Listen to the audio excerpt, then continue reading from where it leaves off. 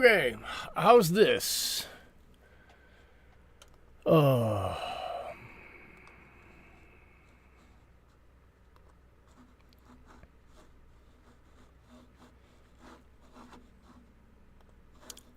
New stream. This is terrible.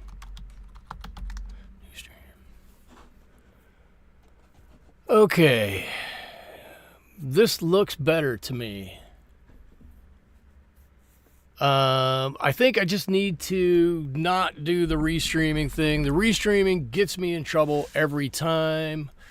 To me, it looks better. It's streaming better. All my numbers are better over here. All my numbers are better over here. I don't understand what the difference is.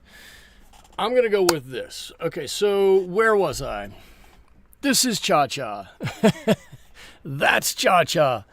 My baby chicken. Cha-Cha came to me in April, so she's not very old now. She's a Brahma chicken, a buff Brahma chicken. She and her sister Frieda are here with me. Let's see. They make chickens number 4 and 5 in the flock.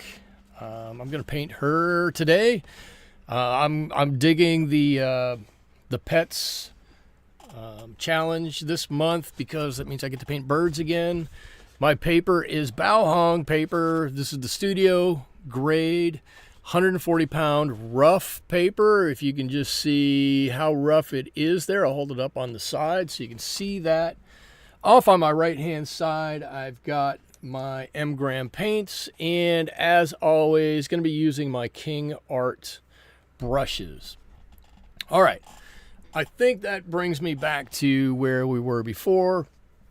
Excuse me.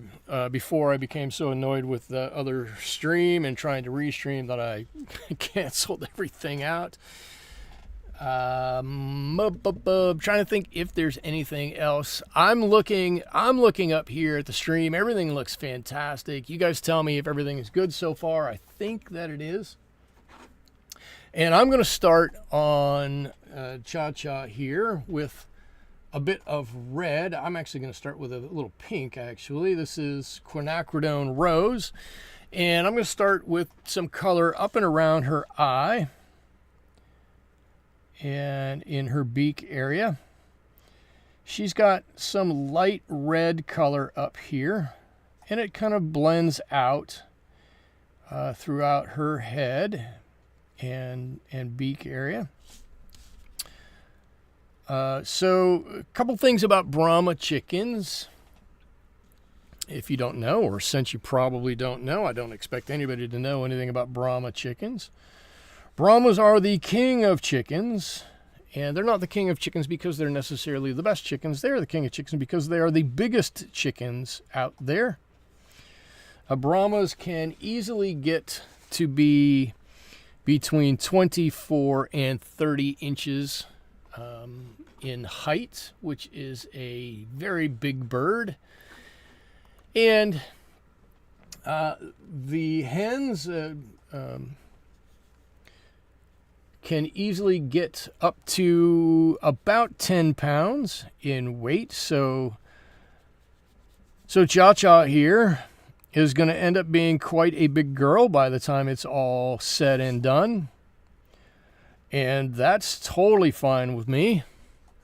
I really do like big chickens. But they, even though they are quite large, they are exceedingly gentle. They are one of the gentle giants in the chicken community. I guess I can say it that way. Now I need to do one more thing. I've got to change all around now because turning off that live support, I've now lost my chat over on this side of my screen. I've got to open it up on this side. So she's going to get to be quite a big girl, and I've got 2 of them. And I had a funny thing happen over the weekend, or I just noticed it over the weekend. So Frieda and Cha-Cha have decided that they don't want to go into their hen house at night. they've decided they would rather sleep outside, and I kind of don't want them to sleep outside. I want them to find a nice, I don't know about warm, but safe place inside where they can get away from predators and whatnot. And so I was watching them, and they were sleeping outside. I went to pick them up and put them in the hen house, and noticed that they have already outgrown the opening, and that they are not going to be able to get in there easily on their own. So when I got home from work last night, I had to cut a new opening in the hen house to allow them to get in. And like I said, it's totally fine. It's just one thing. I knew they were large birds. I just didn't realize it was going to happen quite that quickly.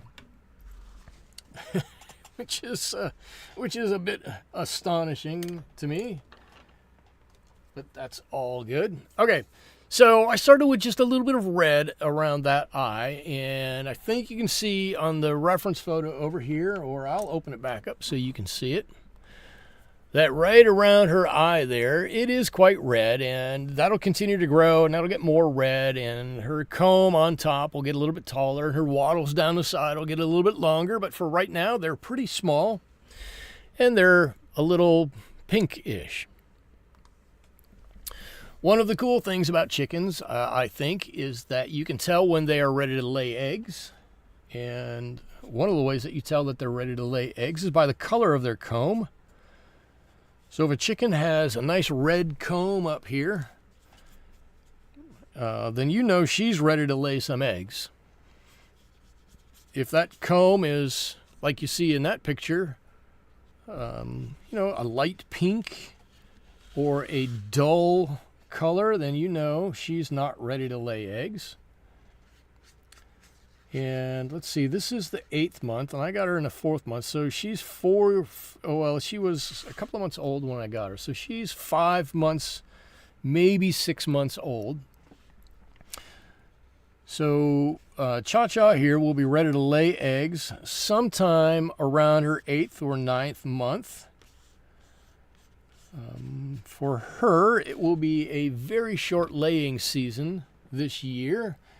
Who's here? Arba Carlos is here. Welcome. I'm glad you can make it. For Cha-Cha, it'll be quite a short laying season this year, as she will just be getting ready to lay, and it will get cold, and then she won't be able to lay, or she won't be wanting to lay eggs anymore, because chickens lay eggs partially by the amount of light that's in the air. The light that's in the air. Light by the amount of daylight. Let's just say it that way. So as it gets, the days get shorter and it gets darker sooner, the chickens understand that naturally, and they stop laying eggs and they start to molt. And as soon as their molt starts, their egg production is completely done for the year. All of their energy goes into that molt. And she'll take, I would say 2 months or so, give or take, to get through her molt. And she'll drop feathers in sections. So her neck, she'll lose all her neck feathers at one point, and then they'll grow in, and then she'll lose flight feathers, and they'll grow in, and then she'll lose, then she'll lose, let's say, the ones on her back, and then they'll grow in, the ones on her flank, and then they'll grow in. And so it's a never-ending process of gaining and losing a few feathers here and there for that molt season. And when it's done, she'll get to rest for about a month, and then she'll start laying eggs again, or to start with.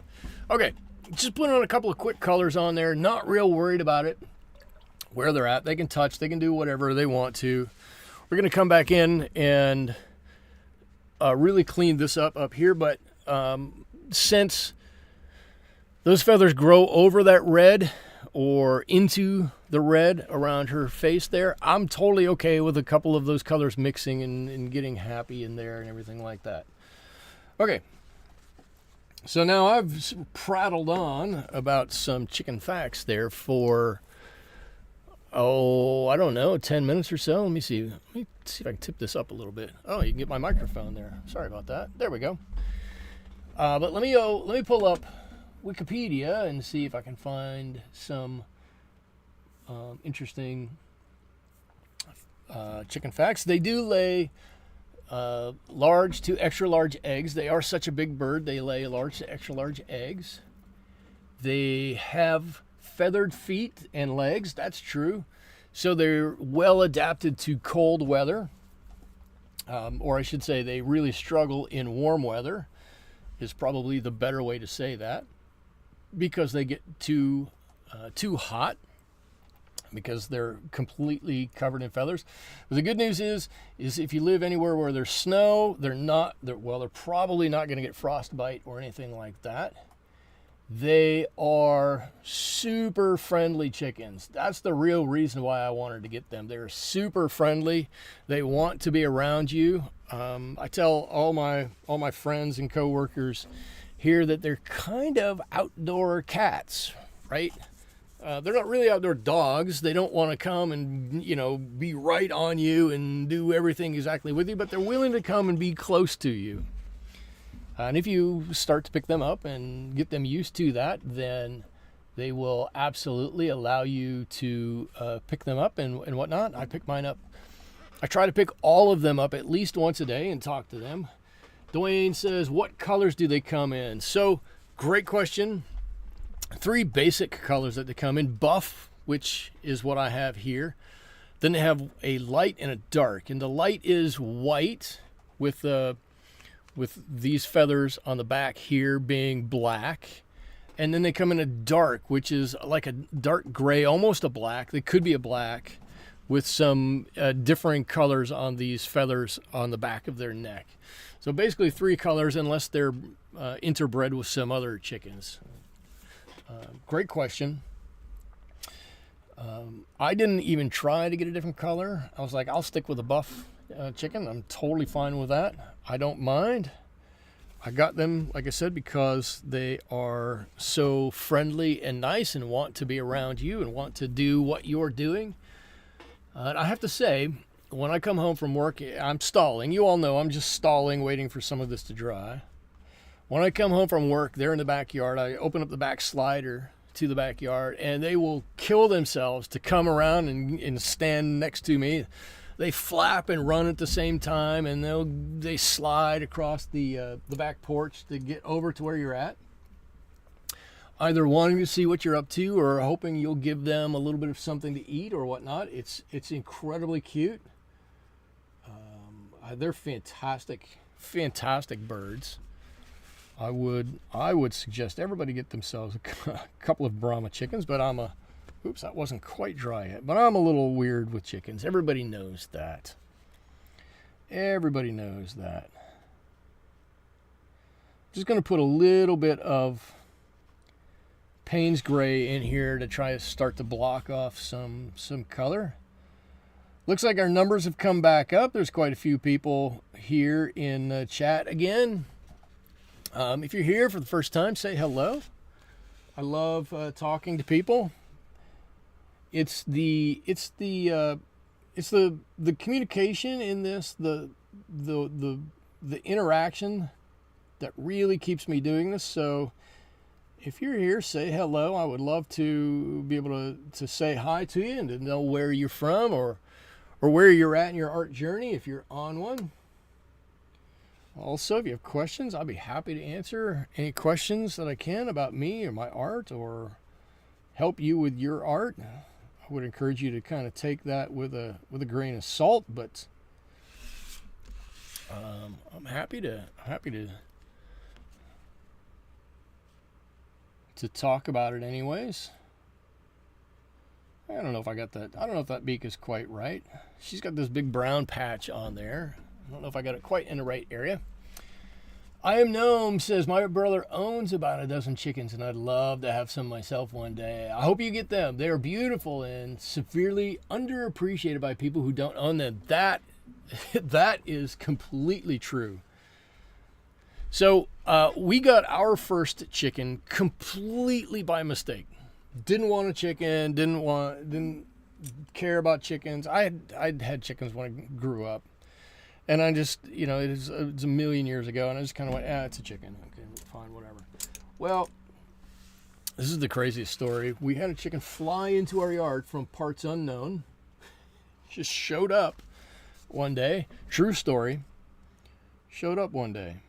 And we're not sure where it came from. I mean, I know it came from the neighbor's yard and hopped the fence. But the kids and my kids, they were much smaller at the time.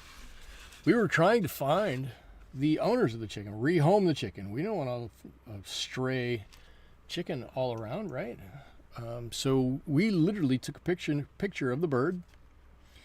And this was Pecky, or anybody who has been with me for a while. This was Pecky. We took pictures of Pecky and went around to every house within a 2-block radius and said, hey, we found this bird. Is this your bird? We would love to return it to somebody, whoever owns this bird. If it were ours, we'd want it back. So, if this is yours, just know we've had it for a couple of days and it's doing well, but you should probably have it back. And we couldn't find anybody to take the bird. It just flopped into our backyard and nobody wanted to claim it. I don't know whose house it came from, even though nobody claimed it. I don't know whose house it came from. I have a suspicion, but so we went, well, we're not gonna just let the bird go and do whatever. So we now have a chicken. We had kids, and kids love pets. So we adopted this bird, and then you can't adopt one bird. It's not fair to the bird. So we had to have it a friend. So then we got a second chicken. And when we got the second chicken, I hate to say it, we kind of fell in love with the birds. They're that fantastic. So then we had those birds for a couple of years, or close to a couple of years. And we decided, well, wouldn't it be nice if, given the fact that chickens live 6 to 8 years, if you're lucky, you'll get a little bit more than that, but basically it's a 6 to 8 year lifespan for a chicken. Wouldn't it be nice if after a couple of years we got a couple of more chickens, and then we could always have, a series of chickens at the house? That'd be great. So then we got 2 more chickens. And then we got 2 more chickens. And then we got 3 chickens. And now we got 2 more chickens. So we've had this constant supply of chickens, and they have absolutely enriched my life for the time that we've had them. You hear stories about people adopting stray cats and dogs, but Mike was here adopting chickens. We totally adopt chickens. They are that good. They are that fun. They are that nice. And we don't give them credit. They each have their own personality. They totally have their own personality. They totally do their own thing. If they sound different, they act different. They're completely different animals. They're fantastic. All right, I'll get off my chicken soapbox at this point. But I've become a chicken-holic. They're great. They're fantastic. So that's my chicken story. That's how I got my chickens. And that's why I'm never going to get rid of my chickens. My chickens have a home with me as long as they want. They can always be here. I hope that I never have to go for long periods for the rest of my life without chickens, because they really are fantastic animals.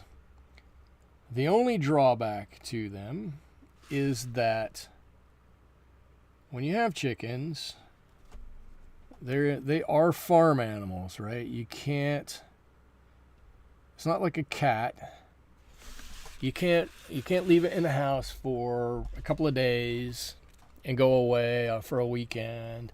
You can't. It's not like a dog. You can't take it to a kennel and leave it there for a couple of days. You've got to figure out a way to deal with your chicken when you have it. And you know, I don't go a whole lot of places anyways. So for me, it's not that big of a deal. But if we ever do go somewhere, we got to find a chicken sitter the whole time. Oh, JC is here. Chickens can be great additions to the garden too. Composted correctly, the waste and bedding are awesome. That's true. All through COVID, I had a greenhouse and I put in our chicken waste. I have a composter. I put it in. It sits there for a while. I turn it. It did turn out to be some pretty fantastic compost. So you're absolutely right.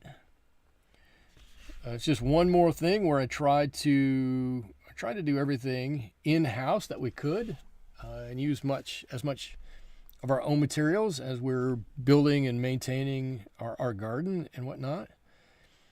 The only issue is that sometimes you get random stuff growing. Yeah, random stuff growing from whatever the chickens have eaten. And so be it. Dwayne says, hope to have some someday. I hope everybody gets some. If you want some, I hope you get some. There, it doesn't take much to get started with them. If you've got a small area, you can keep them in there. I let mine free range around the yard during the day. They basically take care of themselves. And what they say is if you've got chickens and you feed them for 2 weeks, they will never, ever leave you. They know where the food is. They will never, ever leave you. So if you want to keep a chicken, feed it for a couple of weeks, give it a home, make sure it knows where it's supposed to be, and it'll be yours for forever, provided you keep feeding it. Do they fly? They do not. Well, they can. They're not graceful flyers, but they can fly. We have a half wall on our driveway.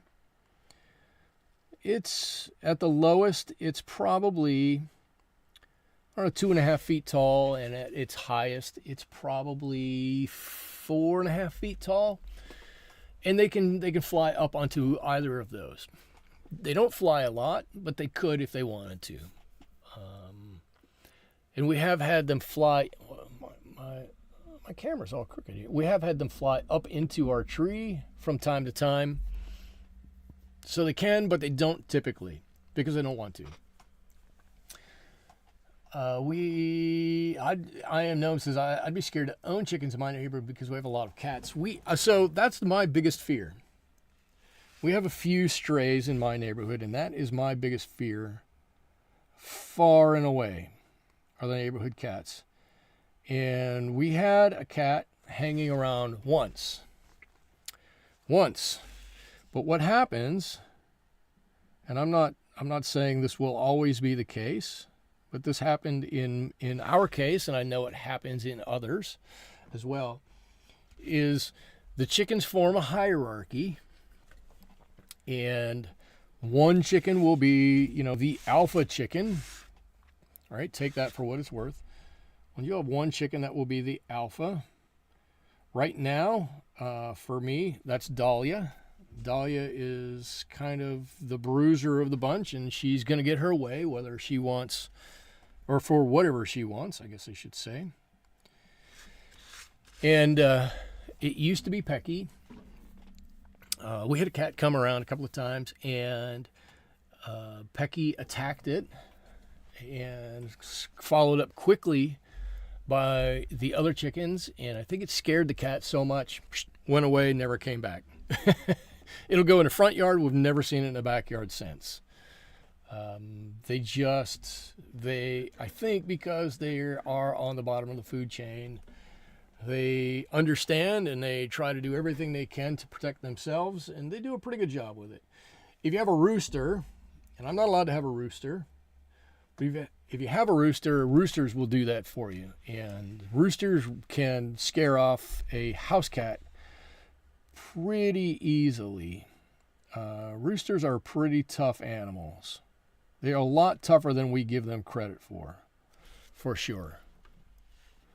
All right, I'm just going to start making a few lines where I want to make sure I've got some differentiation in the feather.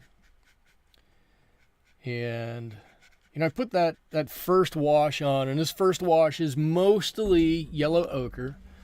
And as I come back and start layering on top of this, I'm going to use some of that yellow ochre still, but I'm going to mix in either some burnt umber, or if I want it to be darker, if I want it to be a bit warmer, then I'm going to put in some gamboge, and we'll see.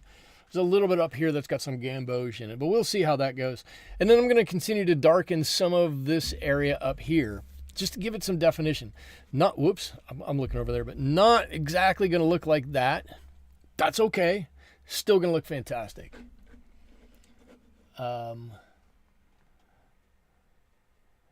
Yeah, I am known. Your brother's rooster chases off farm dogs. Yes, roosters are tough critters. They really are. Yeah, yes, they're loud, and yes, they're a bit annoying, and that's why people don't like them around. They will wake you up at 5 a.m., sometimes sooner, depending upon when the sun comes up. So I get it. I get why people don't want them around.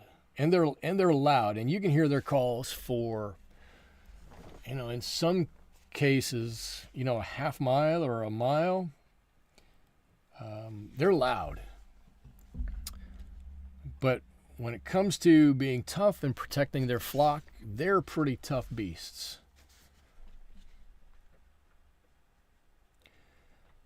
Over the weekend,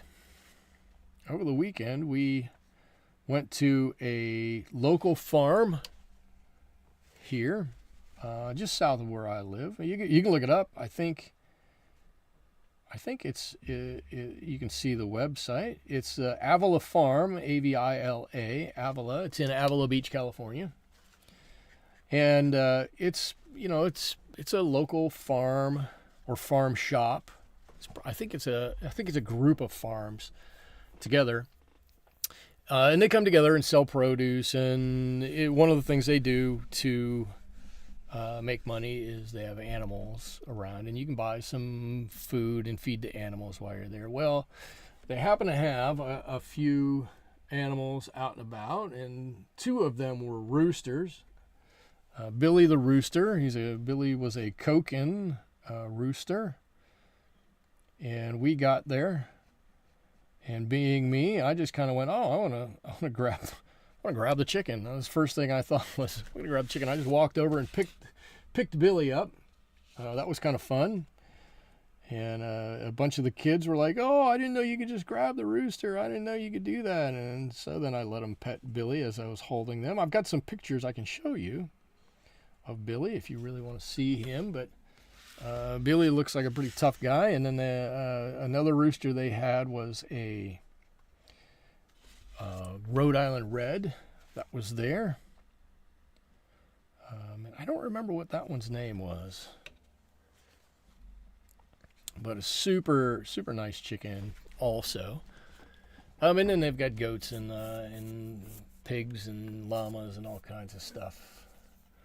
Let's see, guinea hens, much more noise, great alarm system. Go to high up in trees and keep watch. Interesting, yeah. When the hens go missing on the woods around the farm, we send the rooster out to find them. He's so loud that we can follow him to where their missing or stuck hens are. Wow, that's interesting. That's not surprising, but that's interesting. All chickens are descendants of animals from Southeast Asia. I'm getting this from an Amazon movie that I watched. They're all descendants of animals from Southeast Asia. And the wild ones make a different sound than domesticated chickens, which I think is fantastically interesting. Why that would be the case, I'm not exactly sure. But they seem to, but they still act the same. They're still around people. They do many of the same things, but they just sound different. Okay. So I should say what I'm doing here, right? I have my style of painting birds, where I don't necessarily paint each feather or this or that.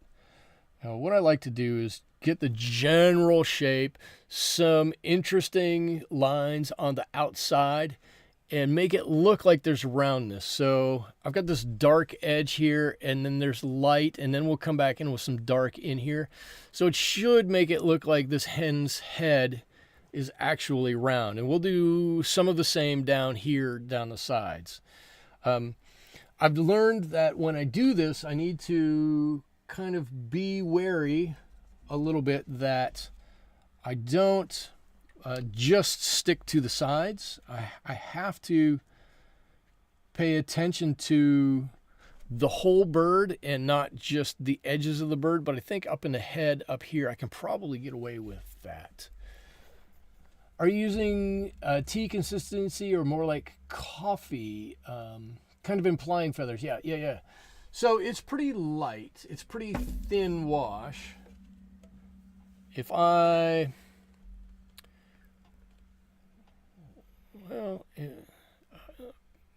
bring it over here. You can see it. It's not thick. It beads up down here. I'm trying to get to where you can see it. You can see the light shining off it down here. It's got a bead to it. It's not thick. And it's probably at this point a bit more coffee than it is tea, but it's still not thick. And I do. Whoops! Look, I almost let this dry enough that I've got a hard edge. I don't want a hard edge. I don't like hard edges. Hard edges bother me. And I'm going to have to make a decision with the feathers over here, the black feathers over here, how I want to incorporate that into the bird as a whole. But I think we can skip over that for a moment. Okay. Let's see. JC, great question. Keep throwing them out there. Keep throwing those questions out there. I'm going to get a slightly larger brush because I'm going to bring this color just like I did up here. I'm going to bring this down. In fact, I'm going to go with the largest brush I have here. I don't know what size this is. 10? This is a size 10. And I'm going to bring it down a little thinner here, and as I come down, it's going to get to be a thicker line. Right? So this area in here will be mostly covered up. So let's see if I can do some of that. Right?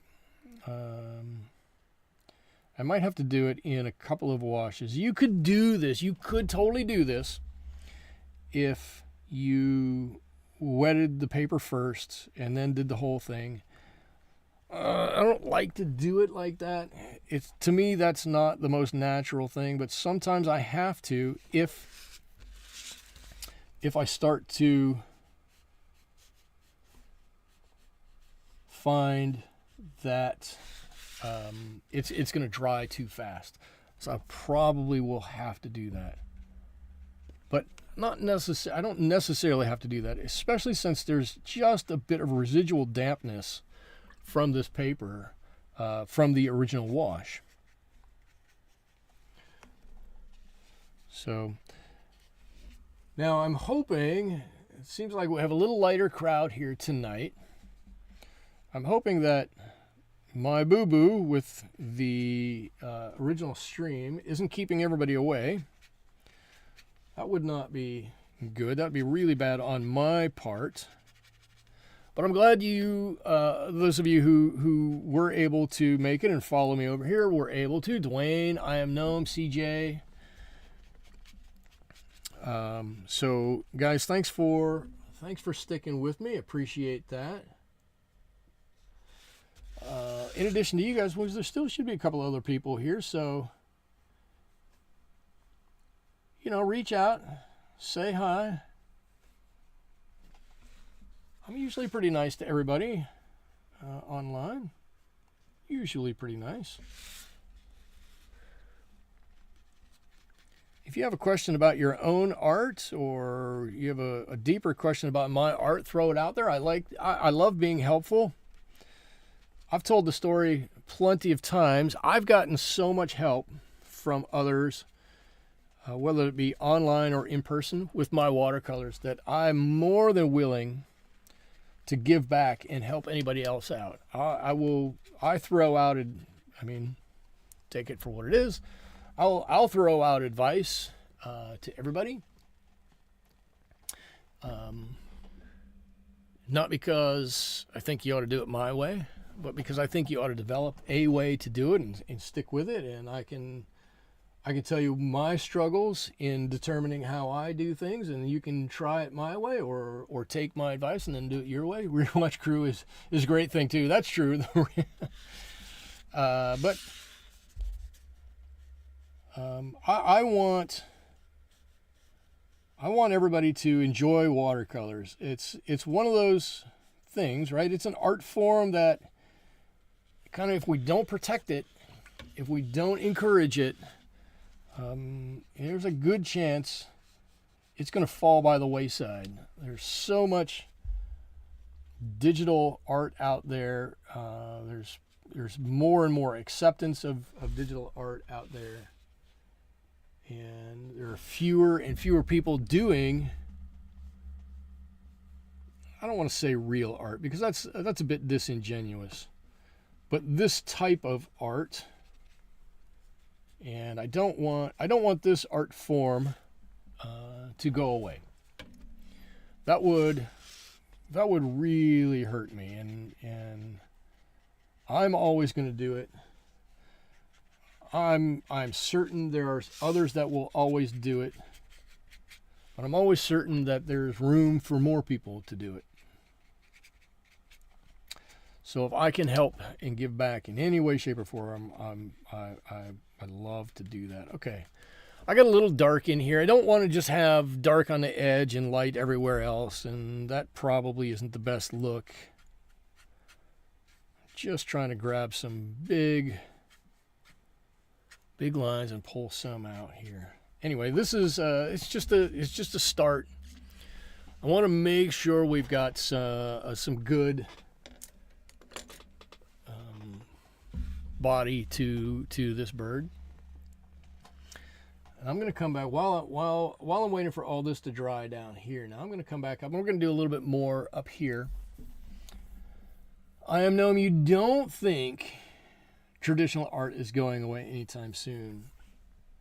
I'm not convinced that that's a true statement. I hope you're right. I hope I'm wrong. I'm wrong a lot. I'm wrong a lot. But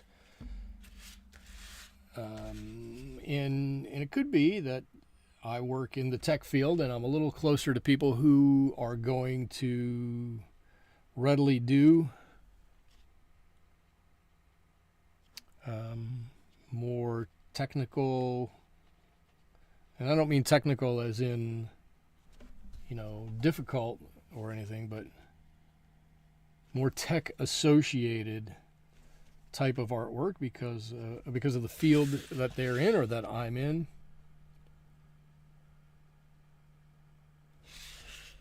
I'm not sure how that looks. I don't think I like that. Let me see if I can get a lot of that off. That quinacridone is going to stain a little bit, but I think I can get some of that off, and we'll redo that. I'm not happy with that. Let's see. Digital art is very accessible to a lot of people and maybe more common online, but traditional art is still very common. Okay, well, That's true. I mean, it is common. It's not uncommon, but I think as we go through time, right, the tendency is to gravitate towards those things that are newer and better. And if you're trying to make things on your phone, right, digital art, and you've got a phone and you're always doing things on your phone, you're always going to have your phone. You're not necessarily always going to have a pad of paper to do a watercolor painting with. I will. I keep one in my car. I keep one on my desk at work. I have several here, but it's because it's more convenient. It's easier. It runs the risk, I think, in allowing it to lessen the impact that it would have. Less people are going to do it because they have a different medium that they can do things in. And maybe it's not going away soon, but I think there's a chance it is going to go away, and that would hurt me. To me, it's like techno music versus acoustic or classical. There is always a place for talented people, and maybe it is that areas like YouTube or Twitch or any of the other services like that are good enough that people who are talented will just find a way to utilize that to display their art and not completely get away from it. That would be the best case scenario. That would be the best case scenario. If that were the case, I'll go for it. I'll totally go for that.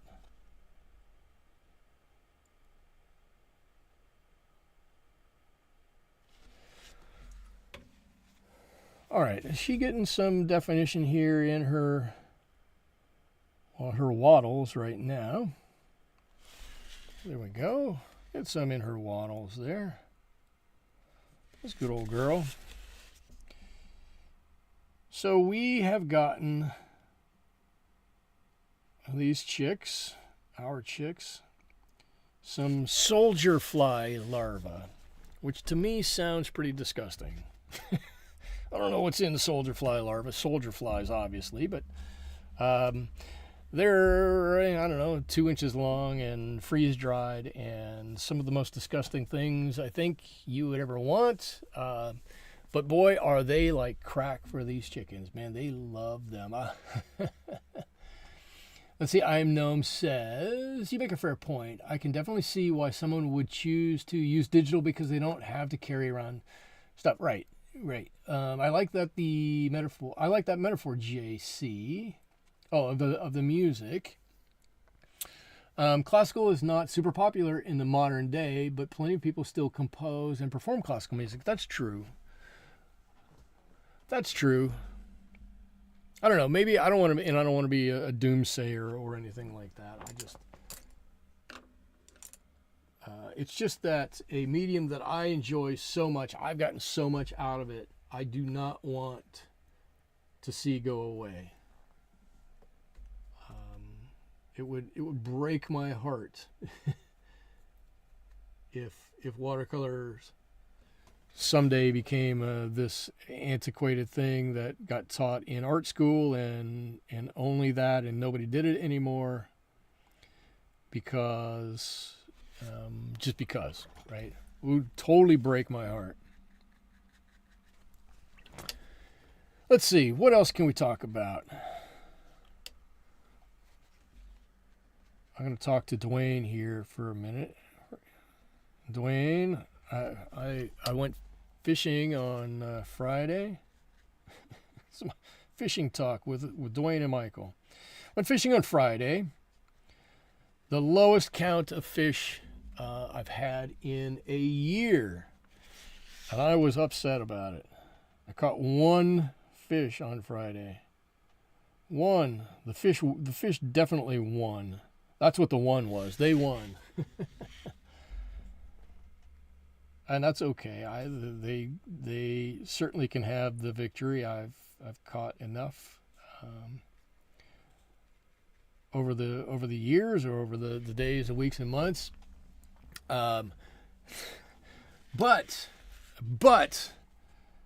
on Saturday, I kind of reassessed what I was doing or what I wasn't doing, and came back and caught about a dozen fish on Saturday and about another dozen on Sunday. And so I was super happy with that. The big winner for me this weekend was the stand-up jig. I was looking out, and where I'm at in the country, how was the weather? The weather was mostly overcast, but the wind did kick up, which bothered me. It could have kicked up because of the fire inland, or it was hotter inland. Make up for Friday. No skunks.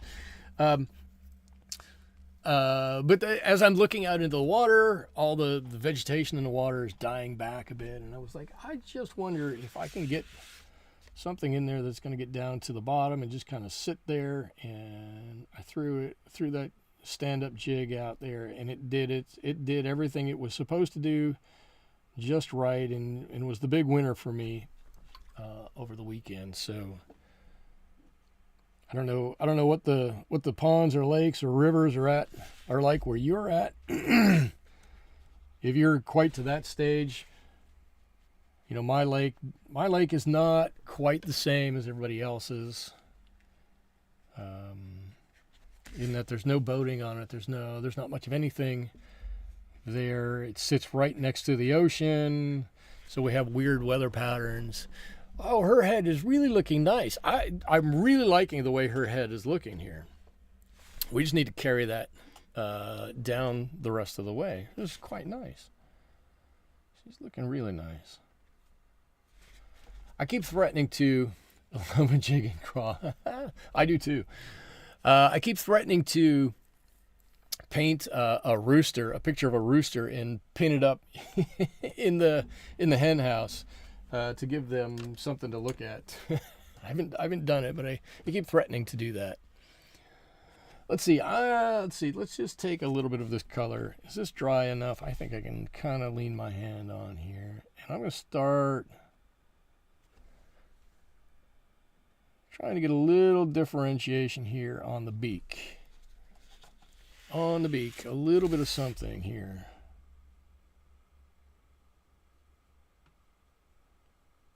Just make these a little bit different as we go along.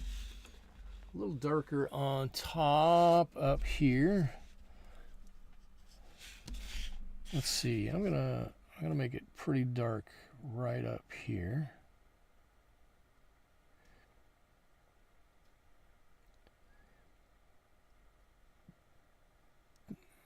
Now, I told you guys in my day job, I work in the tech sector, and I probably, dabble with that more than most, but maybe not. Does anybody play around with Chat GPT or Perplexity or whatever the other ones are? I don't know. My company has a contract to use ChatGPT, so if I'm going to do something, I'm going to use it. But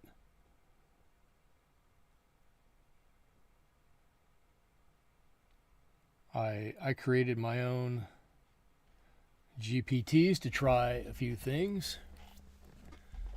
Let's see. Oh, JC says a small kit is pretty easy. I have a small watercolor pad, pencil, Neocolor 2 watercolor crayons, a travel brush, and a tiny perfume bottle atomizer.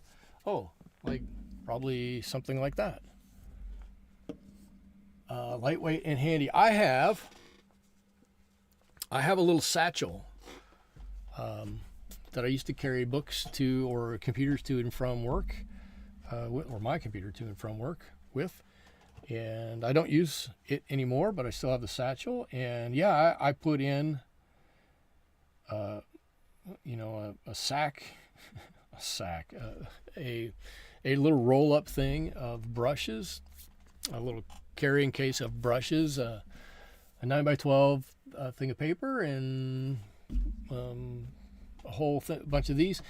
And I found out that if you want to take water with you, I mean, you can take water from the store, or a bottle of water or anything like that. But I used to buy Country Time lemonade, right, in the little jars of powdered Country Time lemonade, and those are actually watertight. So you can just take those, fill them up with water, screw them all the way down, toss them in your bag, and they're good for months. And so that's what I do. Is I just take my thing of water, take that with me, and then I've got everything I need. And it is very nice just to stop somewhere and go, you know what, this looks fantastic. I'm gonna do a little painting here, and to be able to do it. JC, I think everybody ought to paint or draw where you go, like, let's say on vacation. You remember so much more, you stay so much more connected to everything. The last 3 trips that we have taken as a family, I have taken, I guess I didn't really take a camera. I guess what I took was my cell phone, which of course is the only way we ever, any of us take pictures anymore, mostly take pictures anymore. But I did take pictures, but I was certain to make sure that I would sit down and spend a half an hour, 40 minutes sketching where I would go to, right? The kids could run around. My wife could go get a cup of coffee. Whatever was going to happen would happen.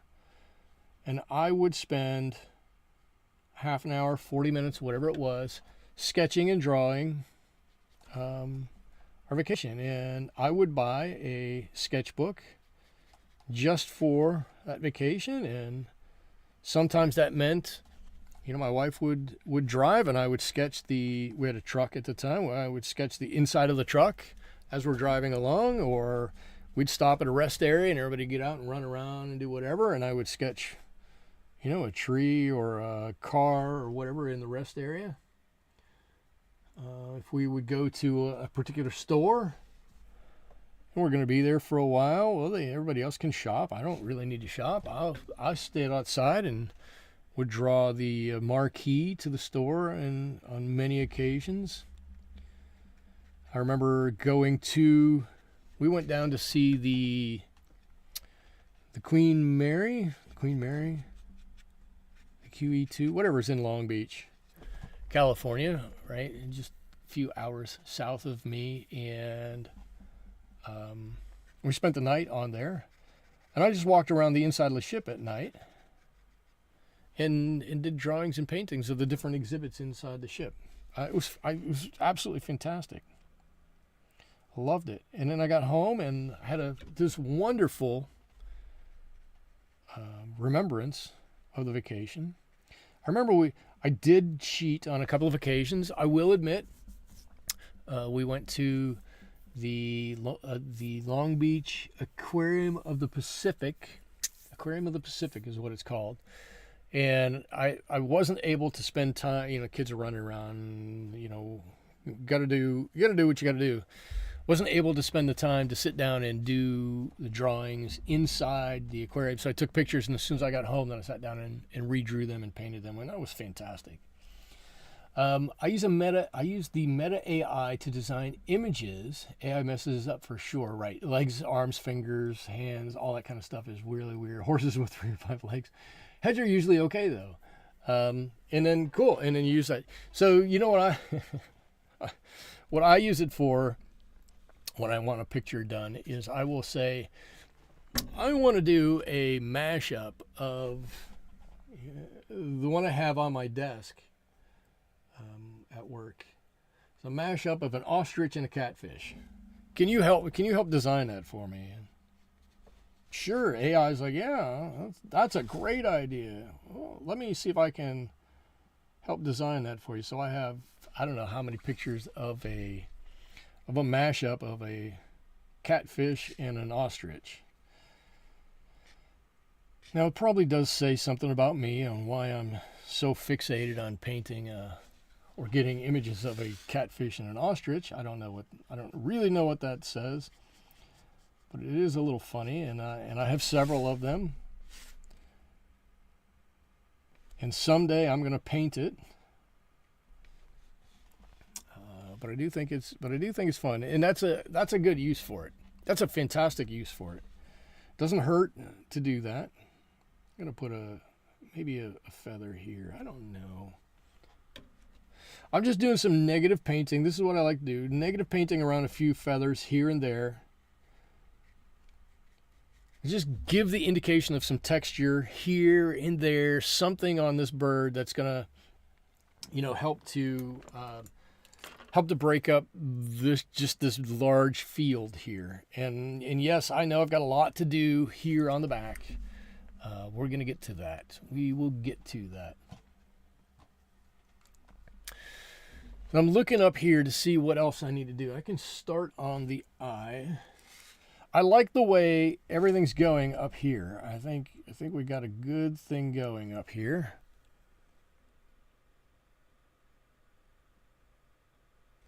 And I want to make sure we get this in here really nicely.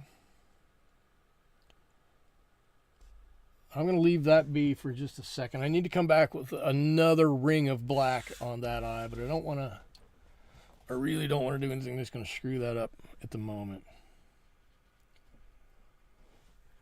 And I want to put a little bit more dark in between a couple of these. Things on its back here, things on her back, these feathers, these things on her back, whatever these things on her back are, right? These feathers. I just want to give a few lines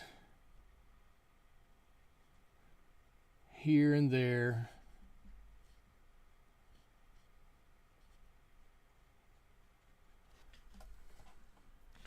All right, we're going to come back with a little bit of black in most of these areas. I'm going to just take some edges off of here, but I want some lighter areas. I want some darker areas.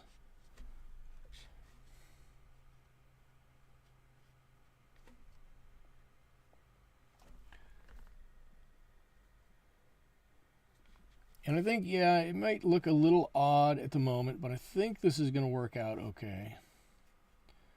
At least I hope this is going to work out okay. I don't want Cha-Cha to see this and not like it. If she sees this and doesn't like it, I'll be upset. So we're going to make sure this turns out really nice.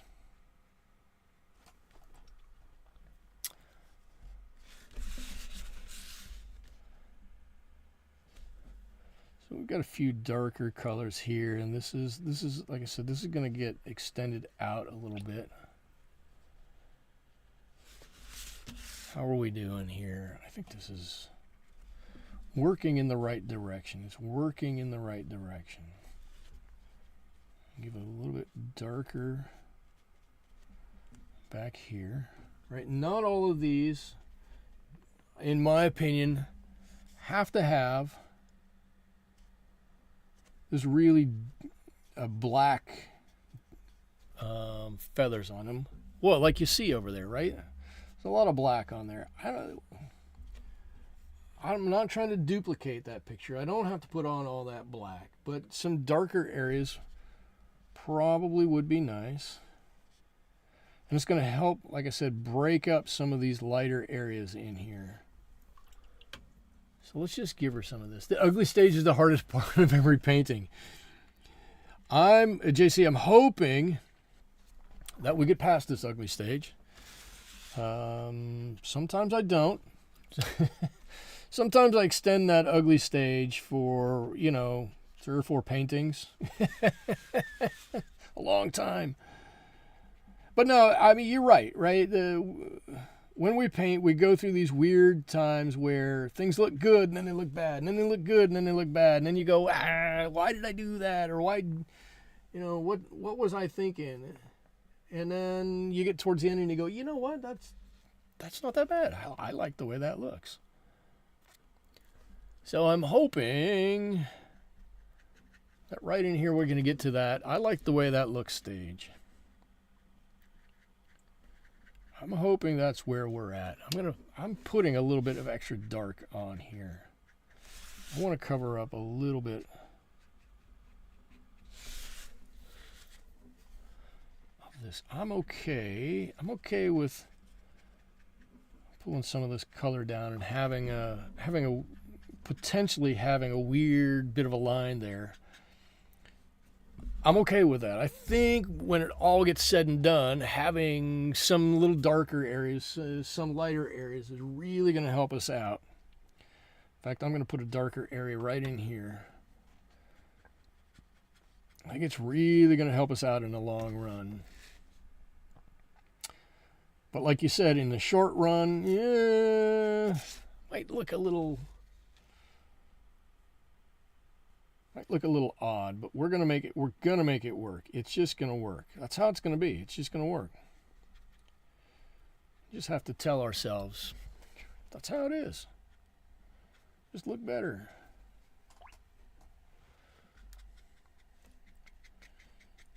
All right, and then we'll do a couple of other feathers down here. I know I've got a few little feathers up there. Oh, I like kind of the way this is going over here. Okay. I want to make sure this is pretty dry. It doesn't have to be fully dry, and I'm just going to use straight black, but I'm going to use it pretty lightly. And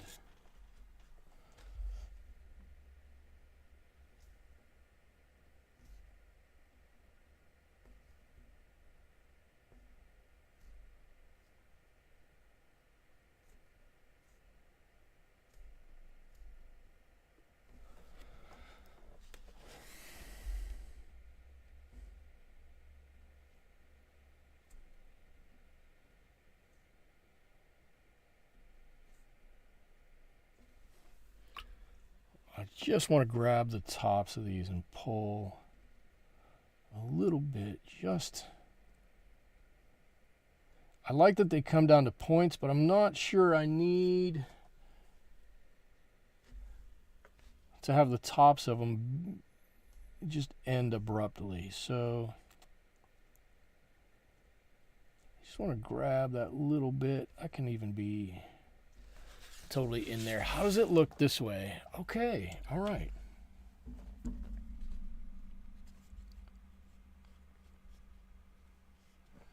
Okay, good. Actually, I think we could have gone a little bit darker on some of these. If I go dark right in the points of these, I think it's going to be, come on, about what I want.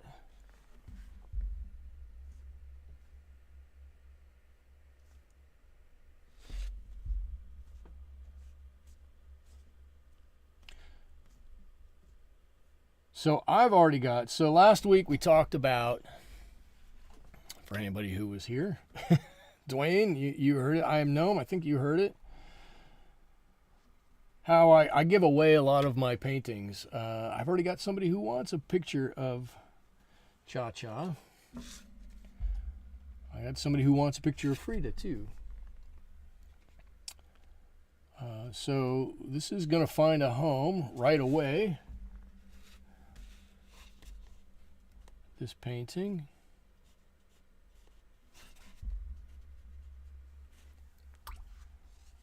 I'm happy that it will find a home.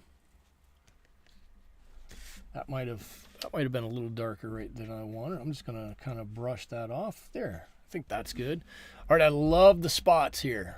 I'm actually liking the spots. They're not super hard, like hard line, and I kind of like that, right? The feathers are soft. They're not really, well, here, let's see. You can take a look one more time over here. So you can see there are some hard edges and there are a lot of soft edges in there too. So I'm actually pretty okay with how that color has gone on there. in fact, now that I look at it, I want to make sure I get a few on this side. Just a few dots over here.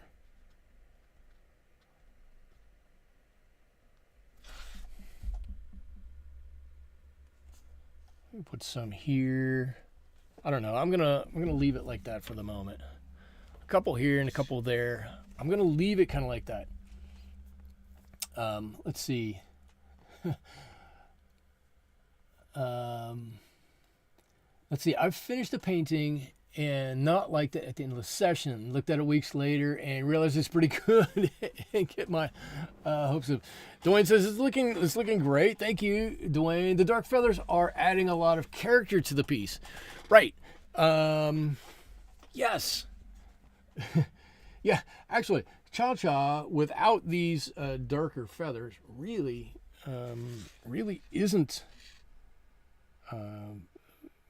isn't much of a bird to look at.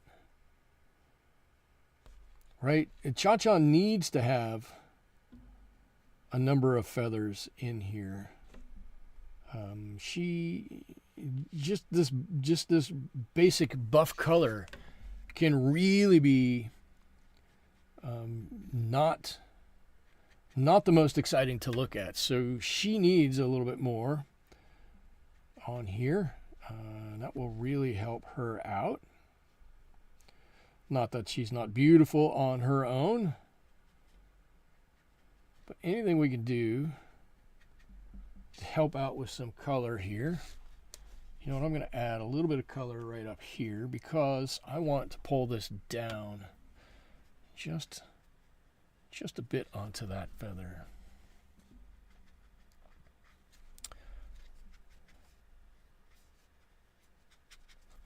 This has gotten really light as it's continued to dry. It's gotten really light, and I don't want it all to be quite that light. But I like how it's getting there. I'm just gonna say it's getting there. I'm liking where it's going. Let's see if I can add a feather or two. This is still a little wet. Maybe we can do this down here. We'll pull it down and hope to not. Yeah.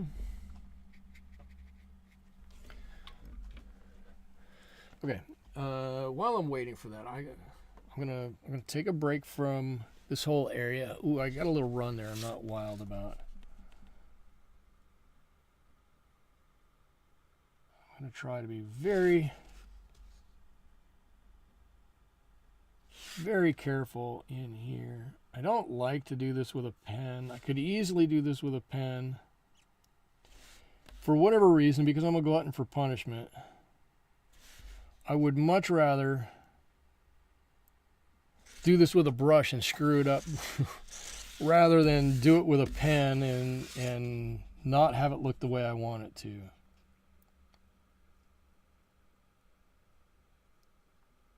And I don't have a good reason for that other than I don't like using the pen. I just don't like using the pen. I like that she's got this around her eye now, though. She needed that little color in there. We're going to redo her pupil here real quick. I'm going to let it dry a little bit. I'm going to add a little bit of dark onto her beak. She's got a little bit of a nostril right up there.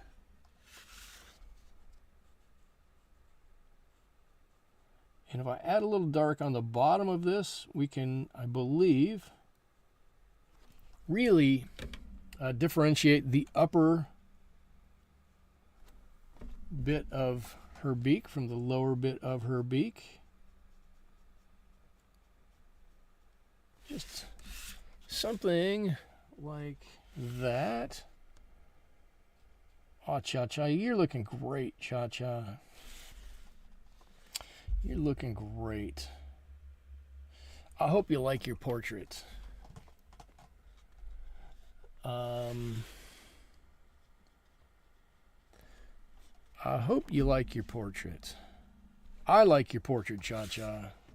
You're getting there. You're really getting there. I think her eye ran a little bit. I'm not going to sweat it too much.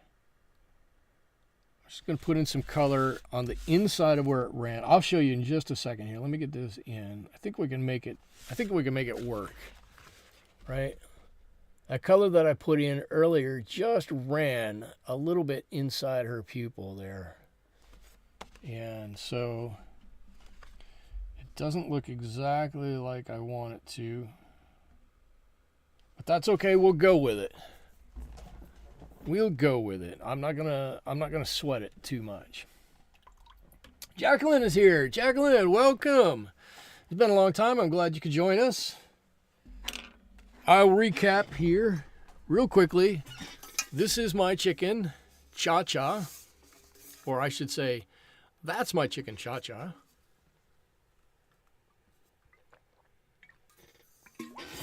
I was speaking a lot, and a little drink of water is greatly needed. That is my chicken, Cha-Cha. She is a Brahma chicken. She is about 6 months old, and she is wonderful. She came to me several months ago. She and her sister. Her sister's name is Frieda. Frieda is named after my grandmother, whose name was Frieda. I guess that goes without saying.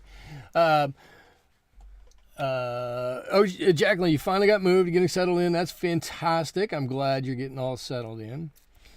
Let's see. What can I tell you about Frieda here? Frieda is already growing up to be quite a big girl. She will end somewhere around 10 pounds. She is super friendly and wants to eat out of your hand.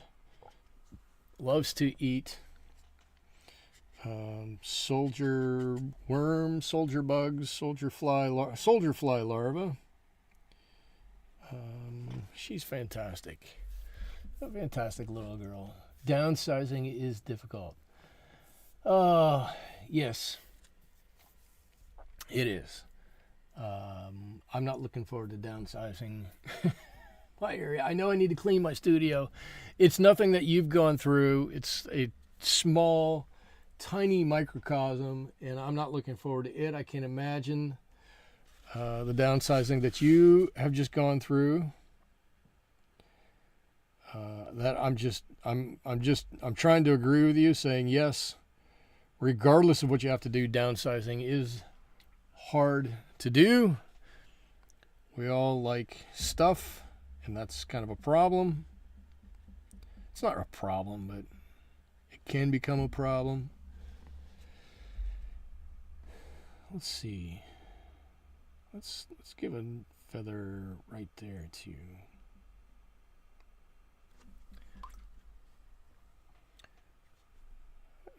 Might have to come back and do a little bit more on that one. I think if we put a little dark patch down here, we can go up a brush size again. And I guess I'm not using much color. Nobody has really asked.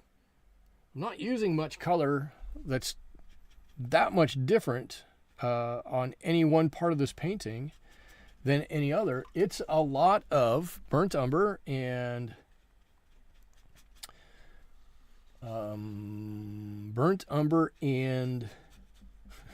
yellow ochre. I knew that color was in there somewhere. I just had to pull it out. Burnt umber and yellow ochre and maybe a hint of gamboge in there if I want to give a little light spot to something. Not much more than that. Really not much more than that.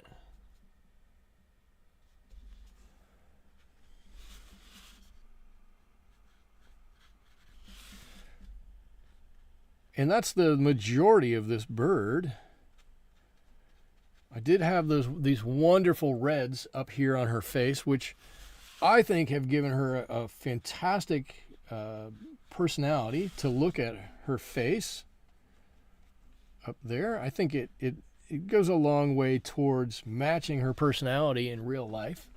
Look at that face. You can tell she's looking at you. She's definitely thinking about something. That's kind of the problem. She's always thinking about something. What she's doing is thinking of a way that she can get some extra treats. That's probably exactly what she is thinking about. Susie is here. Welcome, Susie. Jacqueline says, never painted chickens before. You should try. Chickens are wonderful. Chickens are great.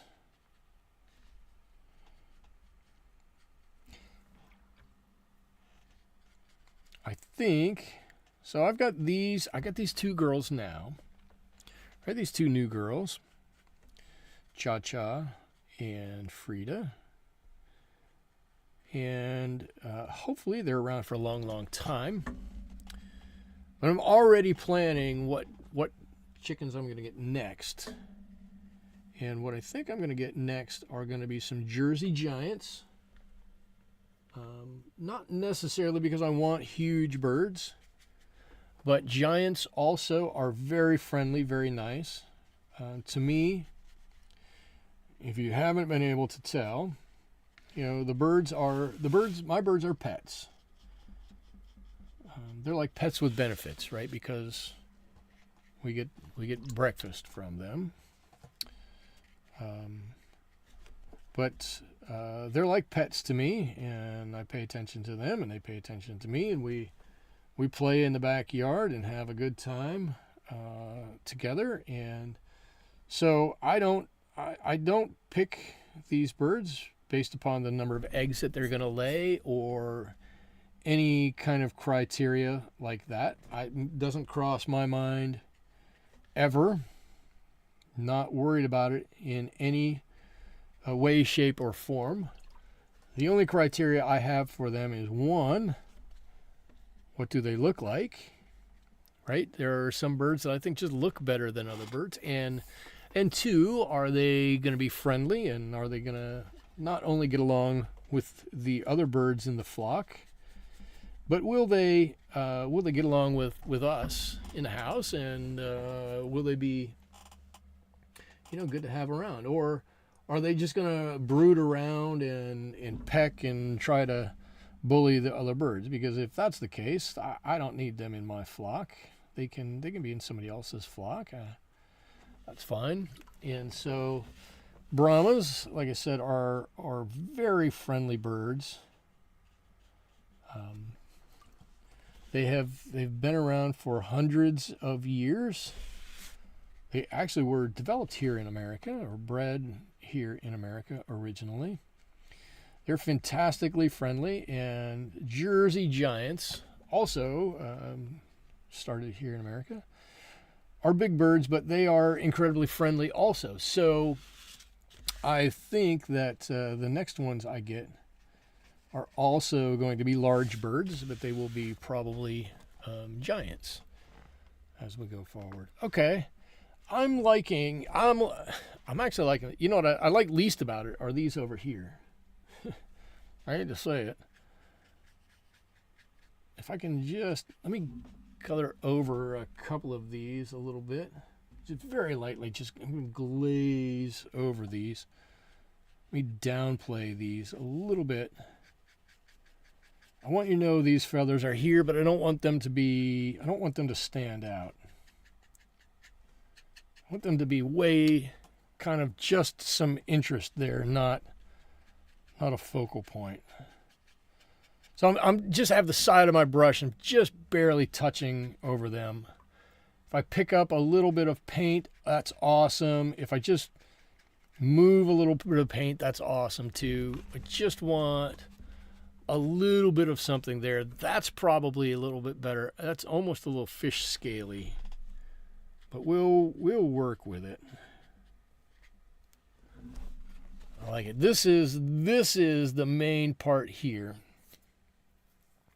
that I want to get to, and I think what I probably ought to do is connect these two areas. right in through here. I'm looking at her picture in these areas. I don't know if I need to put in all of the black in there, but I think these areas need to be connected with this dark color. And I think that's gonna help a little bit. I don't know, just almost like she's got a band across here. You know what? I'm going to take it up. I'm going to take it up her neck a little bit. I'm just going to take it up here a little bit. Let's do this. And now I'm not only blend this way out up here.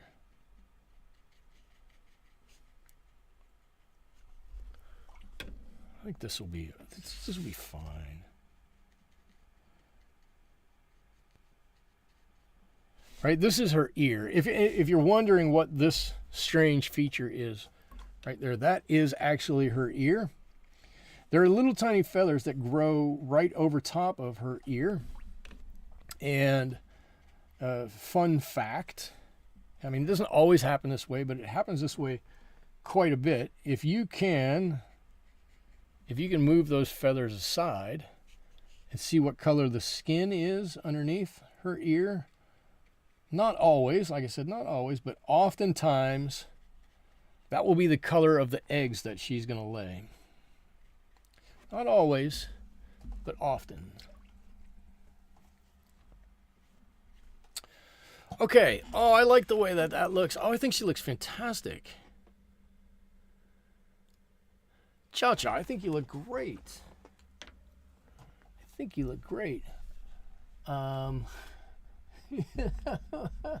Susie said, my grandparents had chickens. I was afraid of them. Jacqueline said, I would put them in my doll carriage wrapped in blankets. I put them under my sweatshirt from time to time.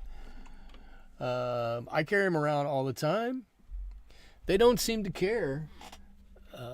Well, okay, so you do have to work with them a little bit before they get used to doing that. But after you're kind of used to doing that, they don't seem to care at all. They're very amenable to however you want to treat them. Let's see. Sue said, "Oh, Sue, welcome, Sue. Thank you for speaking up." I'm like, "Are you going to frame Cha-Cha's portrait and hang it in your house?" I don't know that I'm going to hang this in my house. I have a friend where I work who has already requested a picture of the chickens. This is probably going to come as a great shock to everybody, but I talk about my chickens at work too. I don't just talk about them here or with my family. I talk about them at work, and I have video cameras set up in the coop, and you can see the chickens. And so when I see everybody, oftentimes the first question is, "How are your chickens doing?" And it gives me an opportunity to pull out my camera or my app that has my camera attached to it, and I could say, well, let's take a look and see how they're doing. And so several people have kind of fallen in love with Frieda and Cha-Cha, and so I kind of have said, yeah, if I ever paint if I paint a chicken of a picture, if I paint a picture of one of my chickens, you can have the picture. And so this painting of Cha-Cha, I think, is probably spoken for already. So it won't be going up in my house. But the good thing is that I have a 24/7 access to this chicken, so I can paint her anytime I really want to. I'm looking at her, so we're to the point now where we've got a few things we can do to kind of pop this out a little bit more. And I think one of the things I'm going to do is darken up right around her eye here. Just a little bit on the top side. Let's darken this up a little bit. I think it'll make this pink pop out just a little bit more. Let's take a look and see how this is going to work. But that's a great question. I'm just going to say, do I have a picture of any of my pets hanging in the house? I don't think I do. I don't think I do. Okay, so to me, that helps pop that pink, that red out just a little bit more. And I'm going to do that on the bottom side of the eye here. I want that to pop out, right? I want this to be something that just jumps out. Let's see. Uh-oh. Wow, all of a sudden you guys started... you guys started... Let's see, I would put them... Let's see, I would put them in... They had color plumage. Mine were mini chickens. Oh, Jacqueline said, I had bantams when I was a kid. Yeah, bantam just means small. So you can have a bantam of any kind of chicken. It's just a smaller version of that chicken. They had color plumage. They were amazing and docile. Liza made it. Hello, Liza. You're not late. You're right on time. Jacqueline, I was 6 years old. That's fun. Let's see. JC says their pets. Animal lovers share about pets often. Work lunch today. I included plenty of pet talk. Each person, actually. That's great. You can always bond with somebody over their pets. We can disagree on a lot more as people, but man, you start talking about pets and everybody's in on it. Everybody's willing to talk about it. That's kind of a great thing. And these for me are definitely pets. They're farm animals, but they're definitely pets. And I've said many times, I don't want to be without chickens ever again. They add that much to my life. They're absolutely fantastic. Love my chickens. Each of them, all of them that we've had, have all been fantastic. I like them all. And I'm going to like all the future ones that we get to. Okay, so I just added a little bit of dark behind there, and that's going to help to push that out a little bit.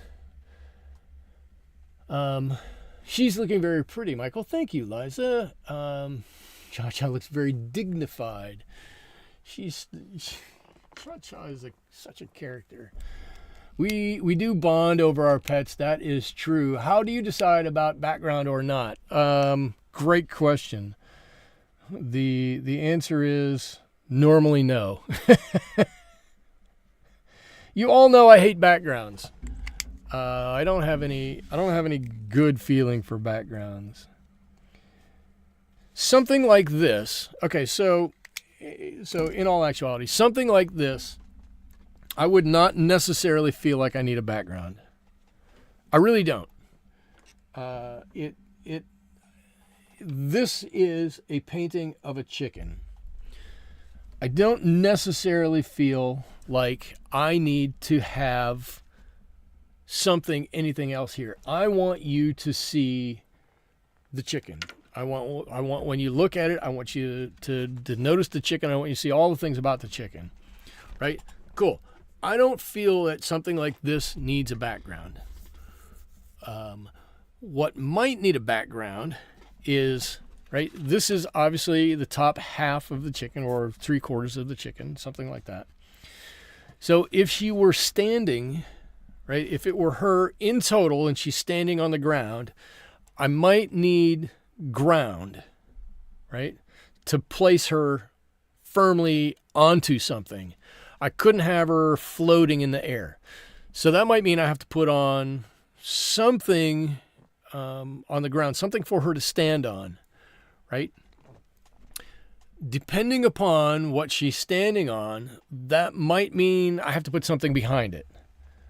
If I'm going to paint a landscape, I have to have a background. If I'm going to paint a seascape, I have to have a background. If I paint something that, how do you describe it, has to feel like it needs something more, you need it. If it doesn't feel like it needs something more, you might not. And one of the things we always talk about, we always talk about, when we get together on Saturday nights, we always talk about it. No, one thing you'll hear a lot of people talk about when it comes to watercolors is simplifying, right? What is simplifying? Simplifying is getting rid of everything that you don't need, right? So I need everything that's here. This is how I think about it. I need everything that's here. In this instance, I don't need anything back here, right? Ugh. I don't know when I did this. This is old. Here's a picture of a watermelon, right? I need this watermelon to sit on something. I've done it by putting a shadow down there, and so you can visualize, you can think that it's sitting on something. It might be sitting on a white sheet or a white tablecloth or something like that, but you can imagine that sitting on something. But I still don't need a background. I just need something for it to sit on. Something like this, right? Some rocks that come down in the water. I need to have a background. I need to have, this is, it's foreground, but it goes around. It's background. I need to have a background. Is there a hard, fast rule that I follow? Nope. I just do it kind of by feel. It needs something. When I painted Nemo, wherever Nemo is, 2 weeks ago, I thought Nemo was going to need something. So I put that purple anemone out there. As it turned out, I put that purple anemone out there and it made Nemo pop off the page, right? Anna Juanita is here. Oh, there it goes. It takes 90 minutes for the notification to come in, just letting you know I'm late. It's YouTube. In this instance, first of all, welcome. Might not be YouTube. I'm probably going to stop broadcasting here on YouTube and on Twitch on Wednesdays. It's causing me more hassle than I want. I can't put the streams together the way I like. It doesn't seem to play well. The past month, I've had problems each stream. Once I restarted this only in YouTube, I had no problems tonight. So I might just not do the restream here and do a separate stream just for Twitch. But so Antonita might not be you. It might have been me. Could have been YouTube too. Let's blame YouTube. That sounds better. Let's just blame YouTube. Michael, no, wait a minute. Whoa, no, what did I say no to?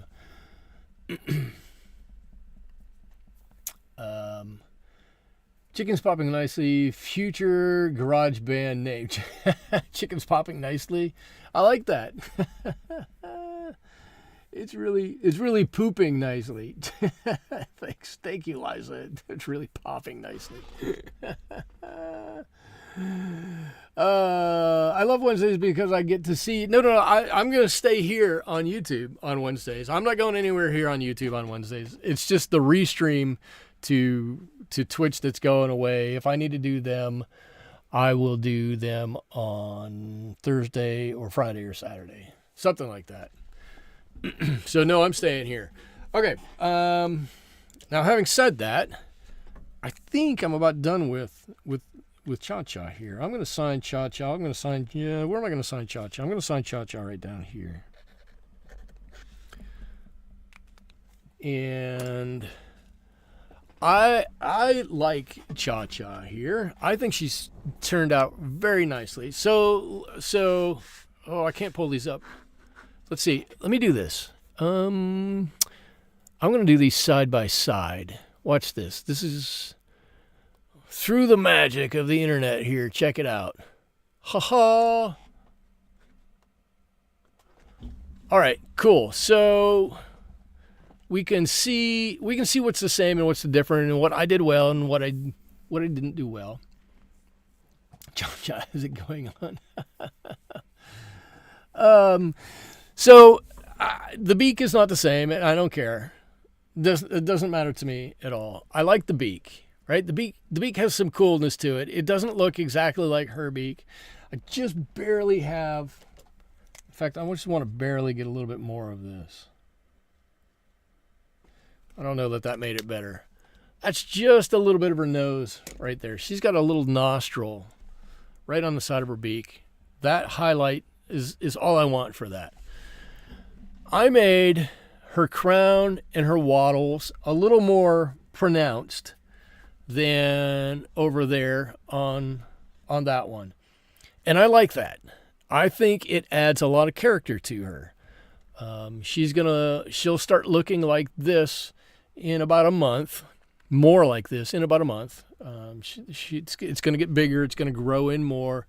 She'll get more coming back from her beak between her eyes. The hair will recede, or the feathers will recede there a little bit.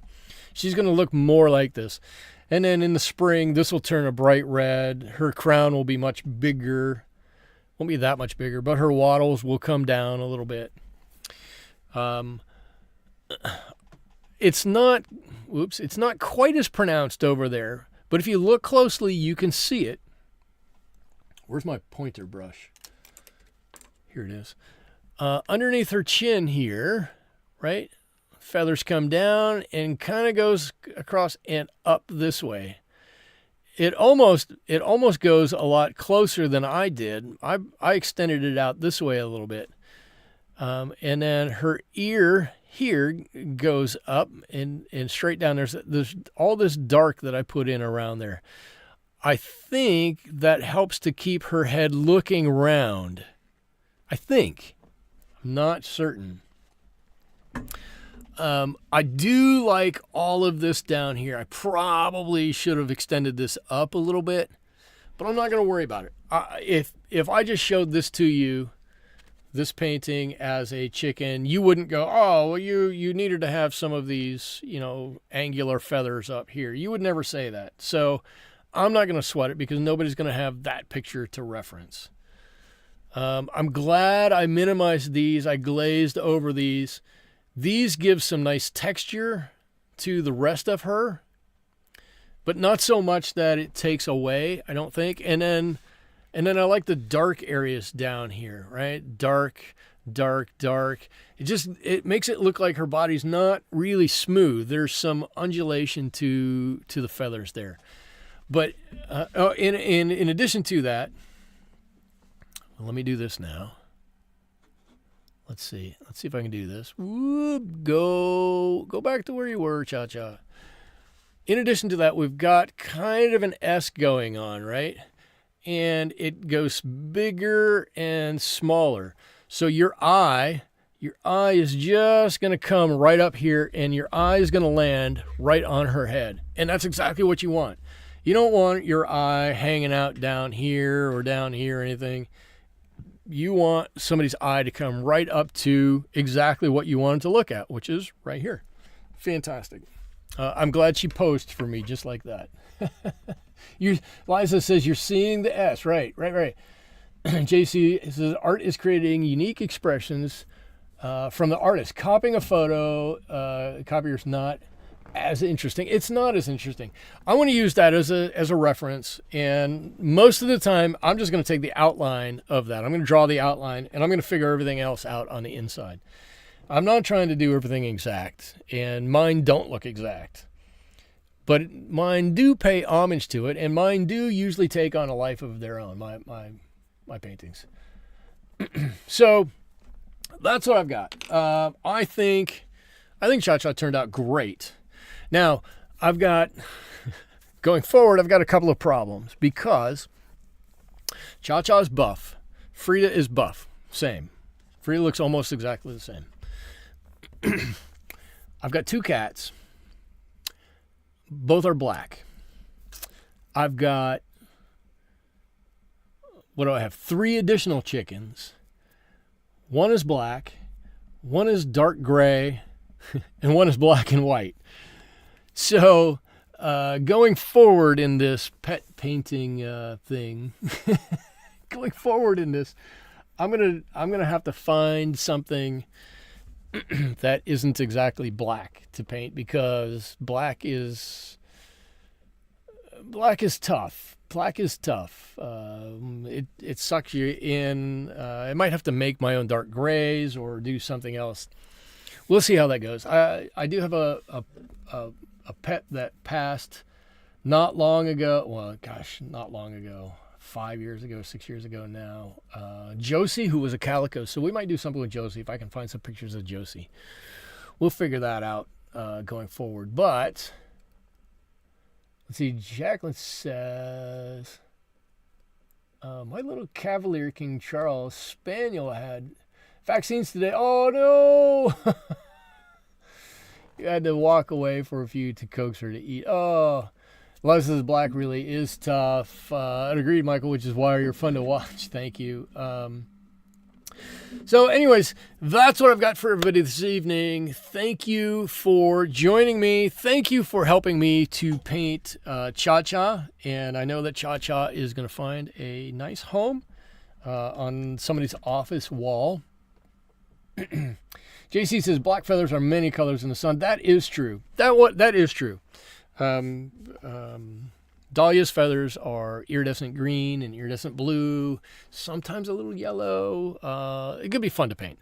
We'll figure it out.